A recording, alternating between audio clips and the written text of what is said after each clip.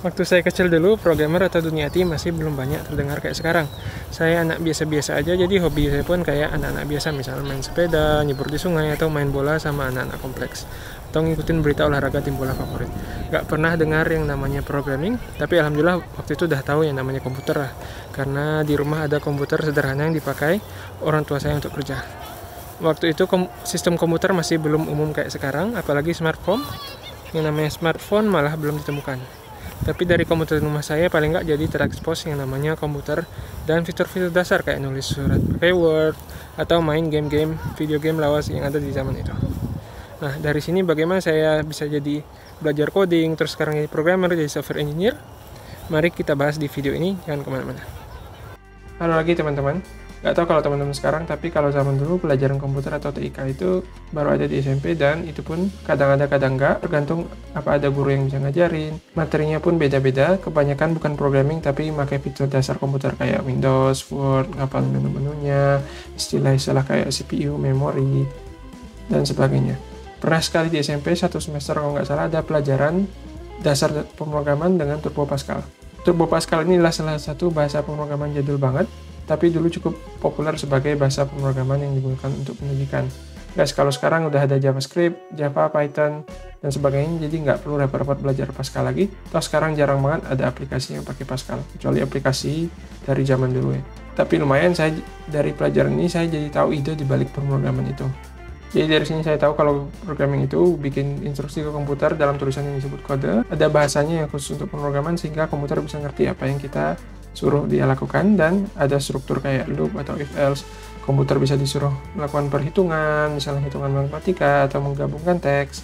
Walaupun yang diajarin dikit cuma dasar-dasarnya aja, tapi saya coba bikin kreativitas sendiri, bikin sesuatu yang menarik dengan pelajaran yang saya dapatkan ini. Jadi misalnya waktu itu saya bikin program untuk menghitung soal-soal matematika anak SMP. Misalnya menghitung luas lingkaran, volume tabung, dan seterusnya. Ini semua kan basic banget perhitungannya, pakai dasar-dasar pemrograman aja bisa dilakukan. Jadi saya bisa bikin dengan ngandalin pengetahuan saya yang seadanya waktu itu. Ini saya bikin bukan untuk nyontek komputer untuk ngerjain PR matematika, tapi ada perasaan agak ajaib gitu ketika program pertama yang saya bikin berfungsi, walaupun cuma sederhana banget ngitung luas lingkaran. Ya tahu sendiri lah teman-teman, mungkin cuma satu baris aja udah cukup. Dari situ saya mulai ngebayangin, oh gini tuh programan itu, oh gini mungkin game itu program berarti kayak gini juga, cuma mungkin lebih rumit lagi. Saya bayangin kalau dalam game itu mungkin kayak gini, tapi banyak banget if dan else-nya atau for loop-nya, sehingga bisa ngejalanin fungsi-fungsi yang banyak banget, atau fitur-fitur yang banyak banget dalam sebuah game. Tapi ya sebatas itu aja. Di pelajaran dasar ini nggak diajarin yang namanya fungsi, kelas, atau objek, toh cuma satu semester aja, dan pelajaran TIK waktu itu paling cuma sekali seminggu, jadi waktu belajar paling terbatas banget. Nggak kepikir sih buat ngelanjutin sendiri pemrogramannya lebih lanjut lagi, karena waktu itu kalau ngelanjutin susah banget, mesti beli buku lah, terus install softwarenya lah itu, dan nggak bisa di-download ya zaman itu, semua harus cari disketnya. Beda banget lah dari zaman sekarang yang semua bisa latihan dari internet. Dan sayangnya di SMA nggak ada pelajaran programming lagi, tapi di rumah kebetulan ada buku belajar Excel, dibeli papa saya karena beliau juga perlu belajar Excel untuk kerjaan. Walaupun Excel bukan bahasa pemrograman, tapi lumayan ada rumus-rumus kayak if, concat, lookup, dan lain-lain yang agak nyerempet logika pemrograman. Buku ini saya pelajarin semua dari awal sampai akhir, dan saya kerjain semua latihannya karena saya merasa tertarik banget dengan yang kayak gini. Jadi gitulah di SMA, dan ketika masuk kuliah saya masuk jurusan komputer, tapi nggak ada pengalaman pemrograman sama sekali, kecuali sedikit belajar Pascal di SMP itu yang dikit banget, ditambah tahu dikit soal rumus-rumus Excel. Di bangku kuliah barulah saya belajar bahasa pemrograman yang serius untuk pertama kali. Itu ada mata kuliahnya, yaitu belajar Java. Ya mulai lagi belajar dari awal, cara bikin program dari awal gimana, apa itu if else, for loop, class, method, object, dan dilanjutkan lebih lanjut lagi gimana cara bikin GUI atau aplikasi interaktif yang bisa diklik dengan mouse, tombol-tombol, input teks, dan seterusnya tanpa pakai terminal. Selain belajar pemrograman di kampus, saya juga ikut yang namanya competitive programming di waktu senggang. Competitive programming ini adalah lomba berupa soal yang harus diselesaikan dengan menulis program. Yang saya ikutin kebanyakan bukan lomba serius amat, tapi cuma lomba kecil-kecilan, paling 1 jam, dan bisa dikerjakan online dari komputer. Waktu itu yang paling umum dipakai untuk competitive programming adalah Topcoder. Awalnya ya saya kalah mulu dan papan bawah mulu. Tapi walaupun ini saya semangat banget ngikutin ini, belajar terus dari kegagalan saya, dan biasanya setiap 2 minggu, 1 atau 2 minggu ada lomba baru. Kalau jadwalnya pas, misalnya jamnya pas untuk saya bisa lakukan, saya hampir selalu ikuti. Dari sinilah saya belajar program dengan tantangan yang lumayan tinggi, karena untuk competitive programming itu kalau kita salah dikit aja bisa langsung nilainya 0. Dari sini juga saya belajar ngedebug juga, karena sering sekali ketika nulis pertama kali salah dan saya harus cari tahu apa yang bikin salah dan untuk diperbaiki. Ini sedikit pernah saya ceritakan di video sebelumnya, saya nggak pernah sampai menang lomba atau masuk papan atas, tapi paling mentok cuma masuk papan tengah itu, dan itu pun makan waktu bertahun-tahun. Tapi manfaatnya besar sekali, karena dari sini membuka jalan saya untuk dipanggil wawancara masuk di Google di tempat kerja sekarang. Kalau belum lihat ceritanya, silakan nonton video cerita saya masuk Google melalui competitive programming ini. Oke, lanjut ceritanya. Setelah lulus kuliah dan masuk dunia kerja, disinilah saya baru tahu tentang pemrograman di dunia industri. Bedanya banyak banget programming di dunia kerja dan di dunia kuliah. Yang pasti kode di dunia kerja pertama jauh lebih kompleks, kedua bukan cuma dibikin sekali terus selesai, tapi biasanya sekali dibikin akan dipakai terus dan ditambahin terus bertahun-tahun, kembangkan sampai bisa ratusan atau ribuan file. Makanya rancangan atau arsitektur yang bagus penting sekali untuk programming di dunia industri, dan juga bikin kode yang gampang dibaca itu penting banget. Misalnya kalau di kuliah atau di competitive programming, yang penting kita cepat-cepatan aja bikin kode jadi, tugasnya selesai, dan setelah selesai nggak perlu diutak-atik lagi. Kalau di dunia kerja kita akan bekerja bertahun-tahun dengan kode yang kita tulis, jadi kerapian dan membuat kode bersih yang gampang dipahami itu penting banget, karena kedepannya kita akan terus bekerja dengan kode ini. Jadi kalau misalnya nama variabel atau nama fungsi kalau di tugas kuliah atau di competitive programming cuma 1 huruf, 2 huruf doang, X, Y, Z doang, ABC doang udah cukup. Nanti kalau di dunia kerja kita melakukan kayak gini, nanti alamat kita akan menderita saat bertahun-tahun kita kerja dengan kode ini yang susah banget untuk dibaca. Satu lagi hal baru di kantor pertama saya adalah belajar bahasa pemrograman baru, yaitu C#.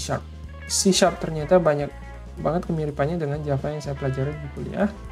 Jadi nggak perlu ada training khusus, tinggal belajar sambil kerja aja. Kalau bisa ngerti Java, hampir pasti bisa ngerti, hampir otomatis bisa ngerti C# kok. Kalau menurut saya pribadi, C# ini adalah kayak versi disempurnakan dari Java, karena hampir semua fitur yang ada di Java ada juga di C#. Malah C# menambahin fitur-fitur baru yang belum ada di Java, dan biasanya setelah ada di C#, kemudian dikembangkan juga akan di Java. Misalnya waktu saya kerja pertama dulu di versi C# 4 udah ada language integrated query atau link queue yang kemudian yang sekarang ditambahkan juga di Java dengan nama strips, tapi waktu itu di Java belum ada. Dan hampir selalu fitur-fitur baru kayak gini muncul dulu di C# sebelum muncul di Java. Jadi C# ini waktu itu jadi bahasa favorit saya. Gimana belajarnya? Jadi ketika ngelihat kode teman kerja, kita jadi lihat fitur-fitur apa aja yang ada di bahasa ini, dan kita bisa cari tahu sendiri lewat googling atau lewat dokumentasi atau nanya di Stack Overflow. Kita belajar dikit-dikit, tapi lama-lama kita akan ngerti banyak juga tentang bahasa baru ini.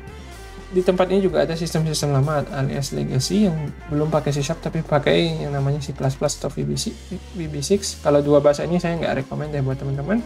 Jauh lebih sulit dimengerti dibanding Java atau C#, apalagi C++ terkenal banyak banget jebakannya, jadi kita harus benar-benar hati-hati saat coding. Tapi banyak banget kode yang berasal dari 15-20 tahun lalu memakai bahasa ini. Tapi kalau sekarang mudah-mudahan nggak begitu banyak.